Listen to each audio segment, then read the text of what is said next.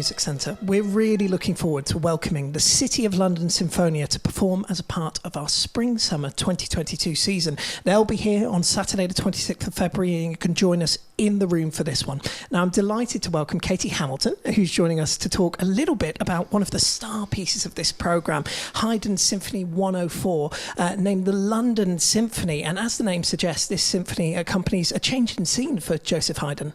It does. He had been, for many decades, employed by a particular noble family in Austria, which had effectively owned all of his music. So he wasn't allowed to perform anything in big public concerts.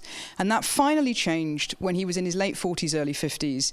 And he started to build up an international reputation. He had pieces of music performed in Paris. And then, as you say, London in 1791. He comes to England for the first time and he writes 6 symphonies to be performed in London in a big concert hall, and it's so successful that he comes back in 1794, writes another 6 symphonies, and it's the last of those symphonies, in fact the last of all of Haydn's numbered symphonies, that we're going to be hearing, 104.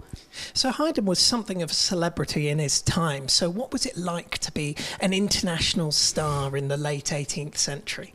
Well, it clearly involved quite a lot of travel, but given the speed of transport at this point, it's probably not surprising that when he came to England, he stayed for really quite a long time. He stayed for pretty much a year each time he made a visit. He was also a very, very canny businessman. So on the one hand, he was taking commissions from individuals to write things, from certain concert series like the Paris symphonies that he'd written in the 1780s.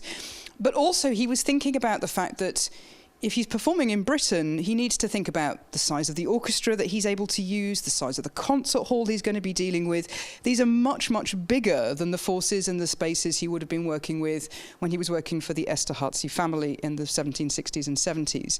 So one of the characteristics of the kind of music that Haydn writes once he becomes big news internationally is that he kind of tailors the pieces to the spaces and the people that he can get away with using, and things get bigger and louder and more kind of raucous as a result. So what can we listen out for in terms of that increased size, that increased loudness in this? The last of his London symphonies, he wrote a few. He did. So first of all, the size of the orchestra and trumpets, something he didn't have when he was in Esterházy. So he's got quite a big wind section. He's got 2 trumpets. He's got kettle drums, timpani in the background. Very grand opening because he's playing to a big crowd here. And also it's a really joyful piece, very energetic. Last movement is a real gem because it basically is a folk dance. So you'll find your toes tapping to that one. I'm looking forward to tapping my toes, and I hope you are as well when you join us for the City of London Sinfonia, who will be joining us at Wiltshire Music Centre in the room on Saturday the 26th of February.